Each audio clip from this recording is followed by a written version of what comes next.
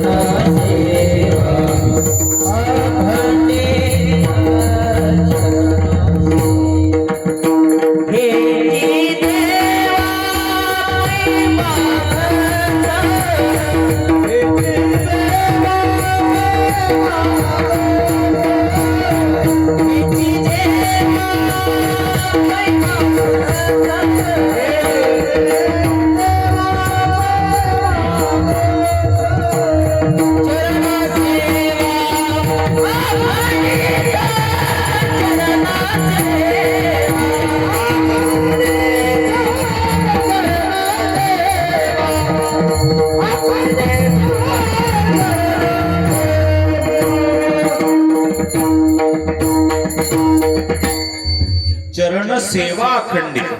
कमी करा, चरणाला फार महत्व आहे महाराज. नाहीतर रामायणातला दुसरा एक प्रसंग बघा, ज्या वेळेस गोष्ट मिथिला नगरीतली, दुसऱ्या दिवशी धनुष्यबाण उचलल्या जाणार. आदल्या दिवशीच्या रात्री प्रभू रामचंद्र, लक्ष्मणजी आणि विश्वामित्र मिथिला नगरीमध्ये जनकपुरामध्ये विश्वामित्र बसलेले आहेत, झोपलेले आहेत आणि प्रभू रामचंद्र आणि लक्ष्मणजी पाय चेपतात विश्वामित्राचे, आपल्या गुरुचे पाय चेपता चेपता विश्वामित्र म्हणले, राघव लखन अरे जाओ शयन करो. आणि प्रभू रामचंद्र आणि लक्ष्मणजी आपल्या शयन कक्षामध्ये आले. मिथिला नगरीतली गोष्ट आहे. प्रभू रामचंद्र झोपले आणि लक्ष्मणजीचं जागरण व्रत चालू झालं. आणि लक्ष्मणजी पाय चेपतात, कुणाचे? प्रभू रामचंद्राचे. आणि पाय चेपता चेपता प्रभू रामचंद्राला गाढ झोप लागली. झोप लागल्याच्या नंतर एकाएकी मध्यरात्र आहे. प्रभू रामचंद्र गाढ झोपेत आहेत आणि एकाएकी लक्ष्मणाच्या डोळ्याला धारा लागल्या. शांतरावर काही आणि लक्ष्मणाच्या डोळ्याला धारा लागल्या आणि लक्ष्मणाचे गरम अश्रू प्रभू रामचंद्राच्या पायावर टप दिसी पडले. तेवढ्यानं प्रभू रामचंद्राला जाग आली आणि लक्ष्मण रडत आहे. प्रभू रामचंद्र म्हणे, अरे लखन, रात दिनी सेवा ही सेवा करताय क्या रे? जाओ शयन करो. आणि लक्ष्मणाच्या चेहऱ्याकडे बघितलं तर लक्ष्मणाच्या डोळ्याला धारा लागलेल्या. प्रभू रामचंद्र म्हणतात, अरे लखन, तू तो रो रहा है.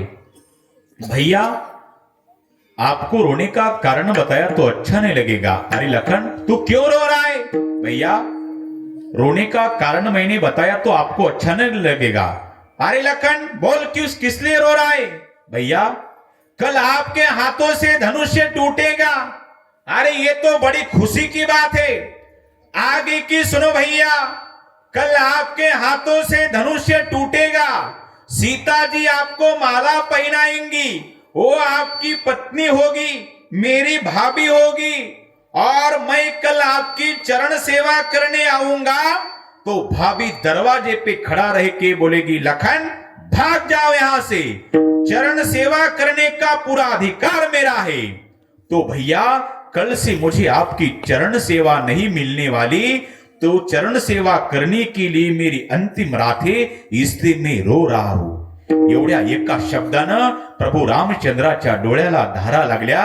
भाई लखन, तूने तो बड़ा लंबा हिसाब लगाया रे. तो मैं आज से ही बंटवारा करता हूं. सुन लखन, मेरे दाएं पैर की सेवा मेरी सीता करेगी और मेरे बाएं पैर की सेवा मेरा लखन करेगा. और जिस दिन मेरी सीता और मेरा लखन ने होगा ना, मेरे दोनों पैर की सेवा मेरा अकेला हनुमान करेगा. एवढ्या पूर्तीनं प्रभू रामचंद्राच्या डोळ्याला धारा लागल्या.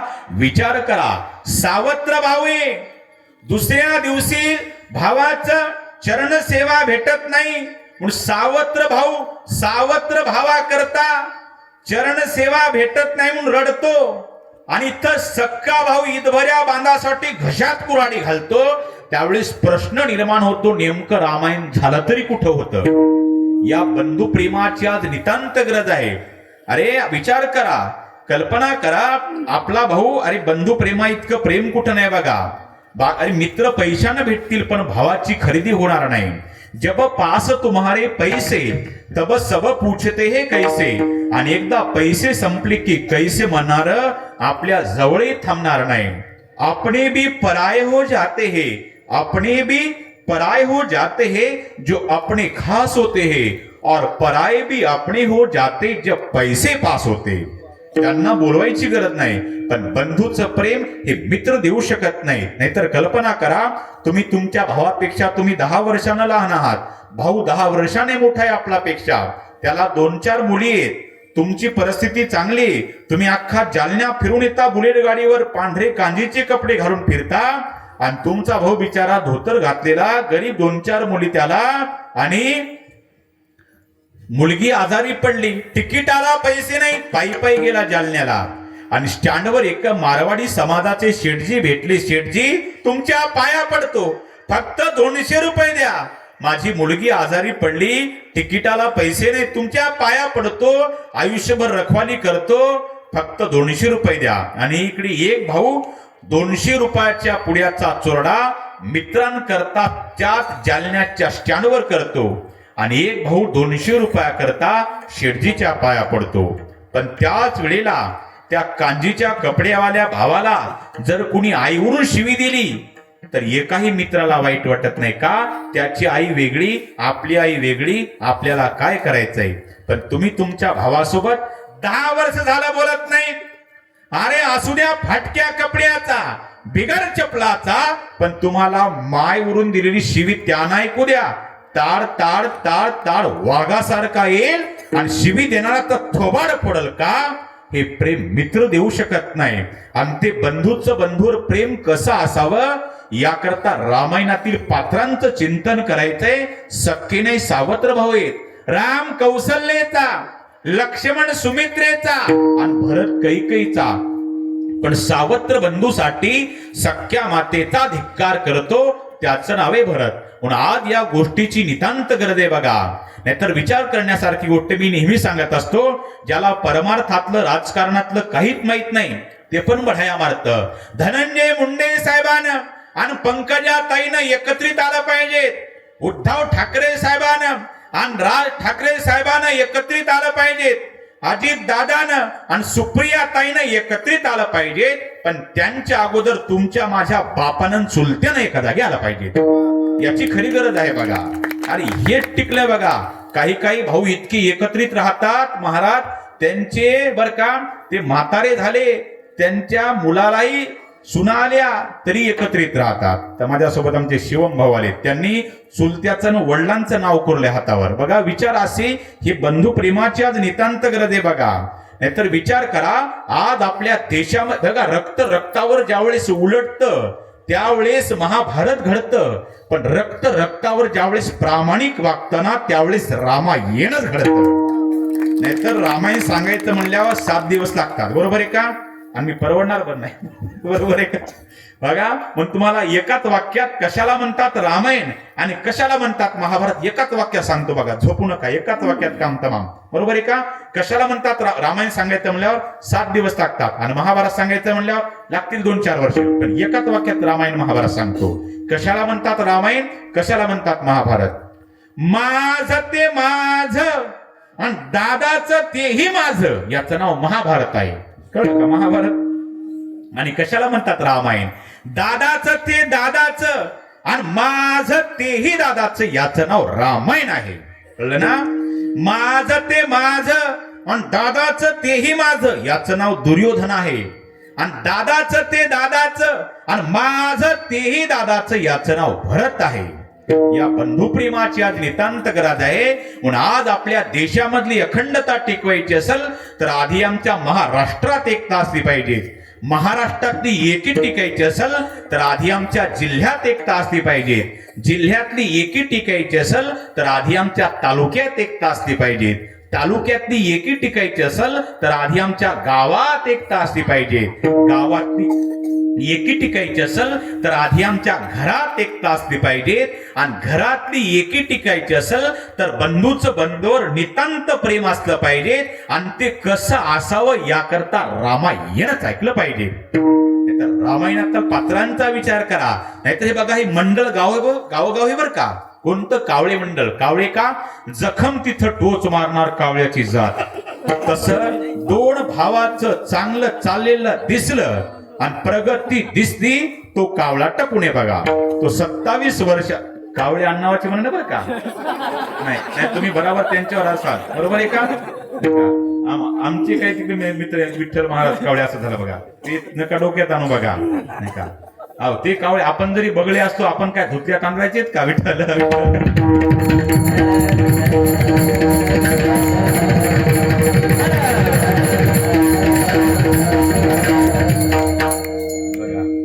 मला का माहिती होतं का? हे पण अंदाज लागला उगत. बरोबर आहे बघा. मी काय म्हणून बघा, आहे गावोगाव बघा, जखम तिथं टोच मारणार. तसं दोन भावाचं चांगलं चाललेलं दिसलं आणि प्रगती दिसते, तो टपून आहे. तो 27 वर्षाचा भाऊ उसामध्ये दारे धरतो आणि हा बिना मंत्रणाचा जातो आणि बांधावर गाडी उभी करतो आणि बाहेरूनच हाक मारतो, बाहेर ये रे. 27 वर्षाचा ऊसातून भाऊ बाहेर आला आणि हा त्याला म्हणाला, गडी एका त्याचा, तू कुणाचा? तुझ्या भावाचा. म्हणजे आरते तिकडे जालन्यानं शर्टिंग करत फिरता आणि तू इथे उसात दारे धरतो. अरे घ्या उद्या अर्धा वाटून. आता किती अवघड झालं. आता असं म्हटल्यावर आता ते म्हणलं, आता जर विचार करा, जर भाऊ भावाचं जर प्रेम असलं बरं, ते म्हणतं अरे वयाचा विचार केला पाटील तुझ्या वयाचा. मग तर तो हादरला, म्हणलं अख्खं पेट्रोलचं कॅन आपलं वाया गेलं.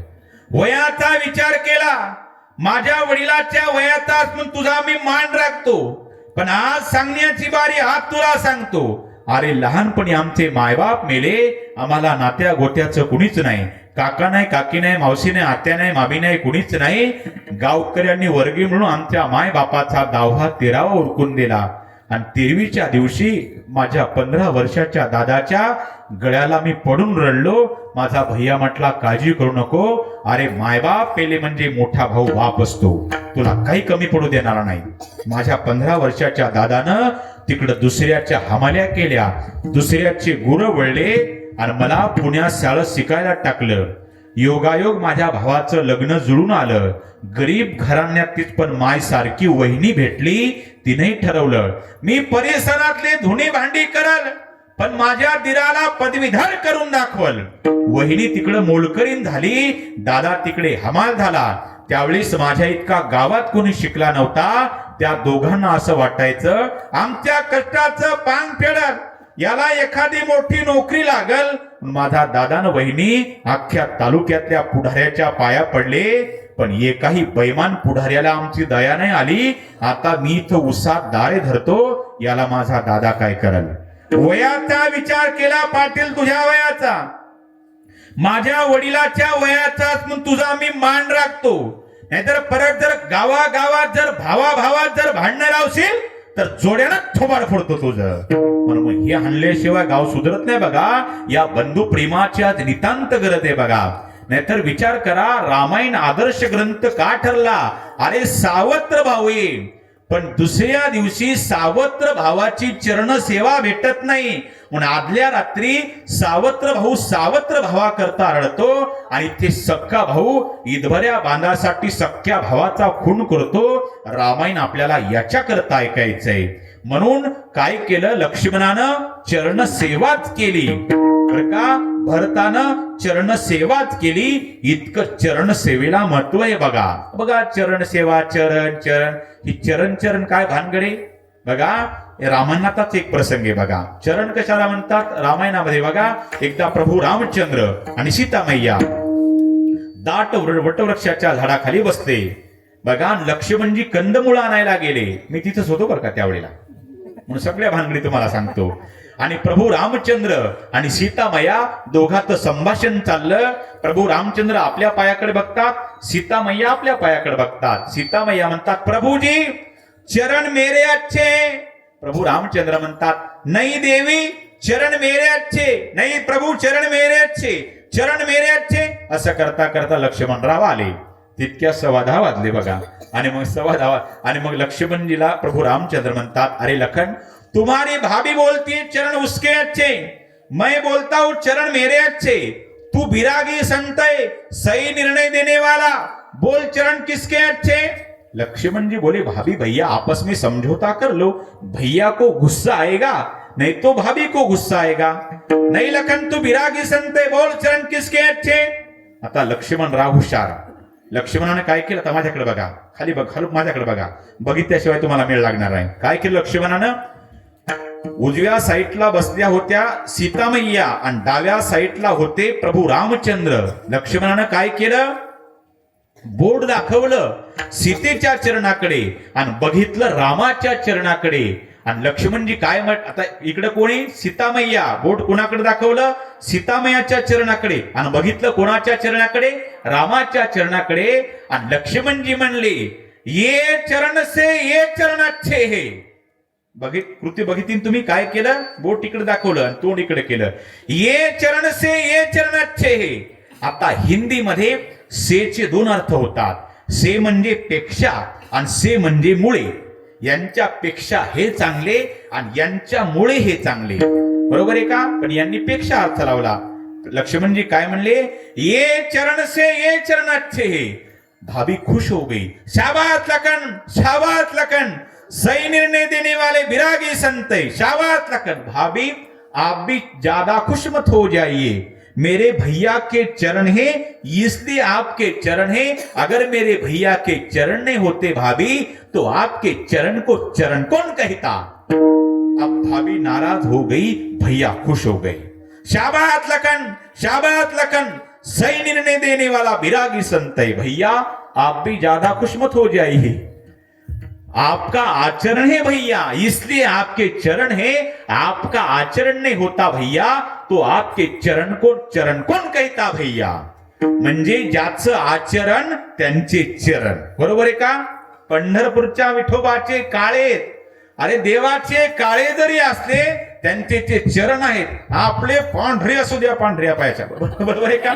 आपले पांढरे जरी असले तरी आपले पाय आहेत बघा. जे दर्शन घेण्याच्या योग्यतेचे त्यांना चरण म्हणतात आणि जे फक्त चाल नाही का, जे दिसायच्या लायकीचे त्यांना पाय म्हणतात. म्हणून ज्याचं आचरण त्यांचे चरण. नाहीतर विचार करा, पूर्वी मोठमोठे महात्मे गावात आले की माणसं पाया पडायला जाते. तुमच्याकडे कोणते महात्मा होऊन गेला इकडे बघा. तिकडे आमच्या इकडे परभणी जिल्ह्यात मारोतराव महाराज दस्तापूरकर, मोतीराम महाराज असे पूर्वी संत आले गावात की माणसं पाया पडायचे. महाराज म्हणायचे, अरे पायात बाबा बूट आहे, जोडा आहे. महाराज पायातला जोडा पायात राहू द्या पण पाया पडू द्या. माणसं पूर्वी एसटीतून म्हणा महाराज उतरले की पाया पडायचे. महाराज पाया पडू द्या. अरे बाबा पायात जोडा असू द्या तरी पाया पडू द्या. म्हणजे ज्याचं आचरण शुद्ध आहे त्याच्या जोड्यावर डोके आहे. आणि एखादं एसटीतून पाकिट पिले उतरत चोरत, ते पाकिट पकडल्या जेत एसटीतलं उतरत, पायातला जोडा त्याच्या डोक्यात. माझा दृष्टांत संपला. ज्याचं आचरण शुद्ध आहे त्याच्या जोड्यावर डोके आहेत, पण ज्याचं आचरण भ्रष्ट झालं त्याच्या डोक्यावर जोडे आहेत. म्हणून चरण सेवा अखंडित. आपण चरण सेवा एवढ्यावर भक्त का नामदेव राय? नाही नाही, पुढचं पाहिजे.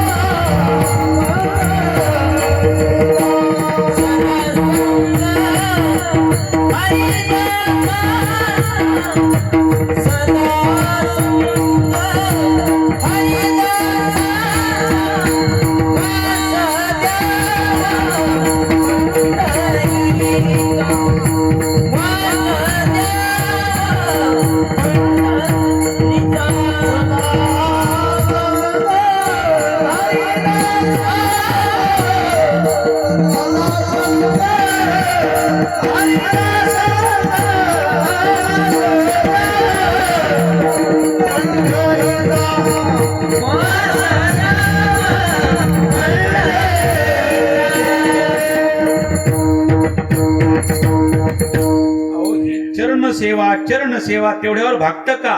दुसरं काय पाहिजे? तर काही नाही, वास द्यावा पंढरीचा सदा संग हरिदासाचा. तुम्हाला जरा झोपेचा संघ यायला का? बघा, सगळ्यांनी आपले हात वर करा बघा, आणि मोठ्या प्रेमानं हातानं टाळ्या आणि तोंडानं दाभाळ्या. विठोबा रखोबा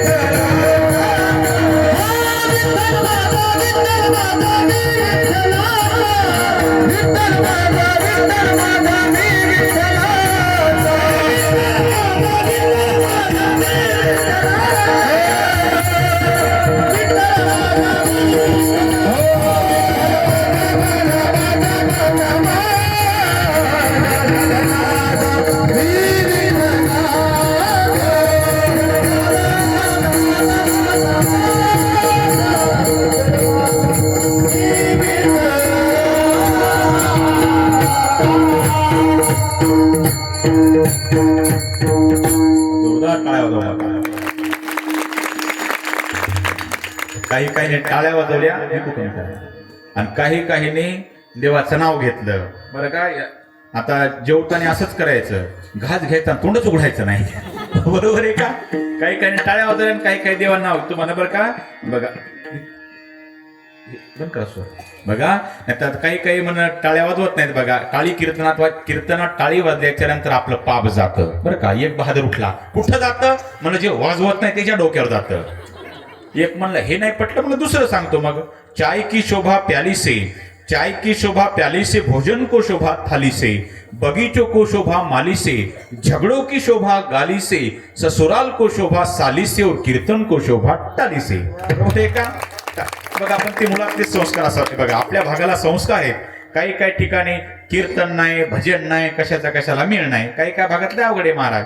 काही ठिकाणी गेलो महाराज, आम्ही महाराज चला चहा प्यायला गेलो. बिचारे पती पत्नी दोघं माझ्या पाया पडले. दोघांनी 500 दक्षिणा पण दिली. बरं का, उग केला इशारा जाता. हे बघा, भागाभागातली पद्धत आहे कृष्णा भाऊ. मला इकडली पद्धत माहित नाही. काकासाहेब, आमच्या इकडली पद्धत आहे. ऐका बरं का, महत्वाची तुमच्यासाठी महत्वाची. आमच्या एक अशी पद्धत आहे, कीर्तन सुटलं की महाराजाच्या पाया पडणे आणि सगळे खिशे मोकळे करणे. अशी पद्धत नाही इकडं. मग आजपासून चालू करा, चांगली पद्धत आहे. पती पत्नी दोघा पाया पडले महाराज, पण लेकरं लई नमुने त्याच्या का. अहो एकदा एका आजीला तर इतकं एका कीर्तन आवडलं, बीडला माझं शूटिंग होतं कीर्तनजी टॉकीजला. इतकं कीर्तन आवडलं, त्या आजीने 1.5 लाखाचा नेकलेसच घेतला आणि डायरेक्ट माझ्या पायावर अर्पण केला. मी डायरेक्ट हिंगोलीत गाठली आणि तिथले आमचे एक मित्र आहेत नागेसापा सराफ, सोन्या चांदीचे व्यापारी. त्या म्हणलं बघा बरं आप्पा किती येतात. म्हणले कुठे गेले होते. म्हणलं मी गोला पांगरीला. अरे मला डुप्लिकेट फसवलं तुम्हाला. पती पत्नी पाया पडले महाराज, पण लेकरं लय आगाव. आता इथलचे लेकरं बरेच इथलचे. काही काही ठिकाणी असे गाणारे वाजवणारे बघितले, कुणाला वाटतं आपलं निघावं गाणार, पण आपलं नेमकं निघतंय पिणारा इथंच फाल्ट होतंय.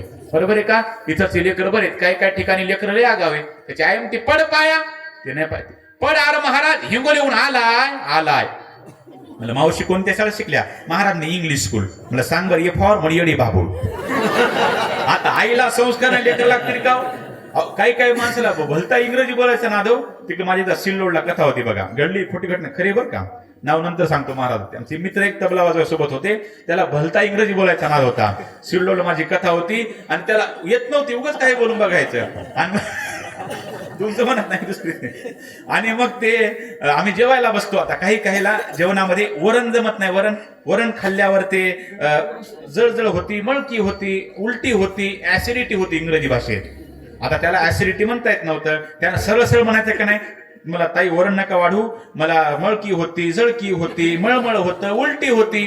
पण त्याला भलता इंग्रजी बोलायचा ना. मला ओ ताई मला वरण नका वाढू, मला अल्ट्रासिटी होती. आता किती अवघड. आता हाताने भांडण्यात करण्यात आहे, भलता इंग्रजी बोलायचा ना काही काही लक्षात. तसंच पती पत्नी दोघा पाया पडले, पण लेकरल्या पड पाया. अरे महाराज हिंगोलीहून आलाय. म्हणलं आलाय आता लेकर लय नमुने महाराज. इथंचे लेकर एक तर मी चालू रामायणात उठलं. महाराज तुम्ही रामायण करता. हो बाबा माझे गुरुवारी ढोक महाराज त्यांच्या आदेशानं करतो. मग सांगा महाराज काय, राम किती वाजता वनवासाला गेला होता. या आता हे कोणत्या ग्रंथात आलं. म्हणलं मला येत नाही आपल्याला.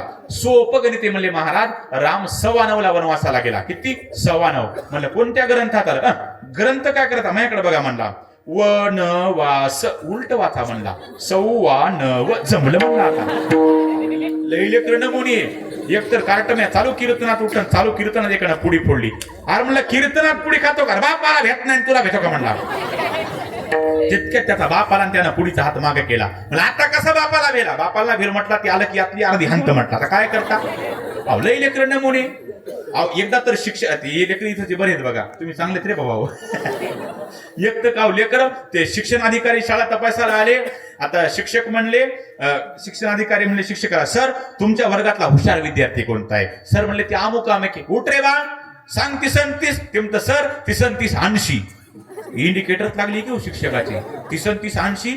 शिक्षण अधिकारी म्हणले सर तुम्ही तर म्हणता सगळ्यात हुशार विद्यार्थी तो आहे. अहो ते तर 30-30-60 म्हणायचं, ते तर 80 म्हणतं. सर म्हणले तरी पण तेच हुशार आहे. अहो पण 30-30-60 असतात का 80 असतात. सर म्हणले तरी पण तेच हुशार आहे. ते तरी 30-30-80 म्हणलं, बाकी सगळे 100च्या पुढचे आहेत म्हणला. आता असे लेकर म्हणलं काय करा महाराज. अहो लय लेकर आगाव बघा. इथंच लेकर चांगले नाही तर म्हणून काही माणसं मोबाईल पाहून येडे झाले. काही ते लॉकडाऊनच्या काळात कामच नव्हते. अहो ते 2GB नेट 10 वाजता संपायचं. आवडतं लॉकडाऊनच्या काळामध्ये अंबानीची कंपनी घाट्यात आली. मला कालच फोन आला त्यांचा, म्हणून बॅलन्स वाढवलं त्यांनी. बरोबर आहे का. अहो काहीच कामं नव्हते महाराज. ते पुण्या मुंबई इथं खेड्यापाड्यात तर बरे. की पुण्याचं एक माणूस मोबाईलच्या नादात दुसऱ्याच घरात गेलं. आता ती म्हातारा ती म्हातारी आली चहा द्यायला. तिला वाटलं तिचं म्हातार आलं, यांना चहा प्याला, याला मिळ नाही कोणाचं घरी. पण त्या म्हातारीचं खरं म्हातार आलं, ते पण व्हॉट्सअपच्या नादामध्ये. त्यानं तो म्हातारा बघितला चहा पिणारा, मी सॉरी तुमच्या घरात आलो, कारण त्याचंच घर. इतके माणसं येडे केले बघा मोबाईलनं. इतके माणसं येडे केले नाही, तरुण तर सगळे मोबाईलनं गमावले आताच्या काळात. एक तर बिचारा ते एसटी मध्ये एक तरुण एसटी मध्ये बसला होता. कंडक्टर त्याच्या जवळ आला आणि त्याच्या पाठीवर हात फिरवला. बाळा तू एक दिवस फार पुढे निघून जाशील. त्याच्या डोळ्याला धारा लागल्या. तो म्हणला कंडक्टर साहेब अख्ख्या खानदानीत मला कोणीच चांगलं म्हणत नाही, तुम्ही मला कसं चांगलं म्हणाले. नाही बाळा तुझ्या दिसण्याहून कळालंय एक दिवस तू इतका पुढे निघून जाशील गणतीच करता येत नाही. कसं काय कंडक्टर साहेब. नालाय का तुझं कॉलेज जाऊन अर्धा तास झाला तरी मोबाईल मध्ये थोबाड घालायला.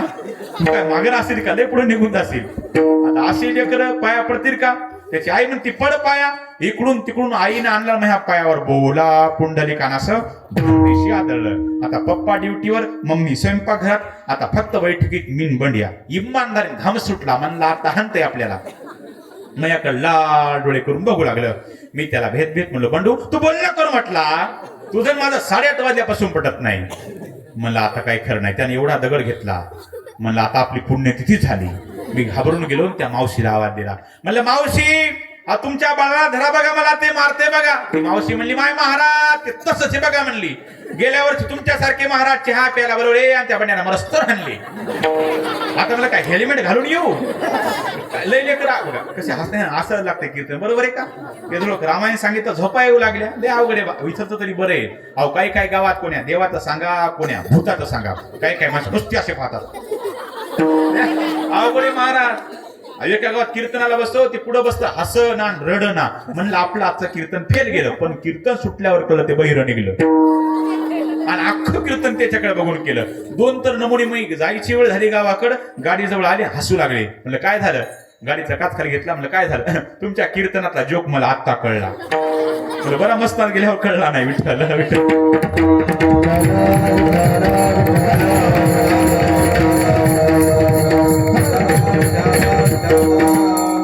वास द्यावा पंढरीचा सदा संग हरिदासाचा. संगत फार महत्वाची. 10:30 संपायचं आपलं. तर 10:30 चालवड्याचं वेळ झाली आपली. 5 मिनिटात रोखतो बघा.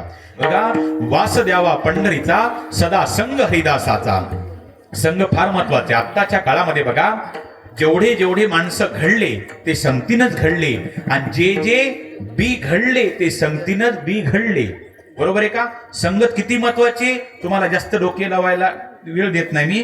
फक्त एक दृष्टांत सांगतो. हाती के पाव मी सबके पाव. इकडे बघा, या कीर्तनातल्या गुळाकडे बघा. दिसता का गुळ? खाऊ नका, देणार पण नाही तुम्हाला मी. फक्त बघा बघा या कीर्तनातल्या गुळाची संगत. संगत किती महत्वाची. या कीर्तनातल्या गुळाची संगत जर हरभऱ्यानं केली, त्या हरभऱ्याला प्रसाद नाव प्राप्त होते. पण त्यात हरभऱ्याची संगत दारूवाल्यानं केली, त्याला चकना नाव प्राप्त होते. बरोबर आहे का? कार्यक्रम कशानं बिघडला? संगतीनं कार्यक्रम बिघडला. अरे ढेकणाच्या संगी हिरा जो भंगला आणि कुसंगी नाडीला साधू तैसा. म्हणून आपल्या संगतीतली माणसं चांगले ठेवा. आपल्या संगतीत आपल्यापेक्षा चांगला माणूस असला पाहिजे. त्याच्याकडून आपण काहीतरी शिकलो पाहिजे, नाहीतर आपण त्याच्या नादानं बिघडलो नाही पाहिजे. बरोबर आहे का? संगत फार महत्वाची. म्हणून वास द्यावा पंढरीचा सदा संग हरिदासाचा. जन्म हो का भलते याती परी मी न चुके हरिभक्ती. कोणताही जन्म भेटू द्या मला, पण माझ्याकडून हरिभक्ती करून घ्या. इतकंच नाही तर नामामाने कमळापती हेची द्यावे. पुढता पुढती हेची द्यावी. म्हणजे चरण सेवा अखंडित हा शब्द महत्वाचा आहे बघा. माझा पूर्ण भावार्थ सोडण्याचा प्रयत्न केला. फक्त मी तुमचे 2 ते 4 मिनिटं घेतो. कशा करता? म्हणजे तुम्हाला वाटू नये टाइमपास म्हणून कोड घातला. बरोबर आहे का? मी प्रत्येक कीर्तनात मी देशभक्तांचं गुणगान करतो. माझ्या संपर्कात 1 ते 1,500 फौजी आहेत. का? देशभक्त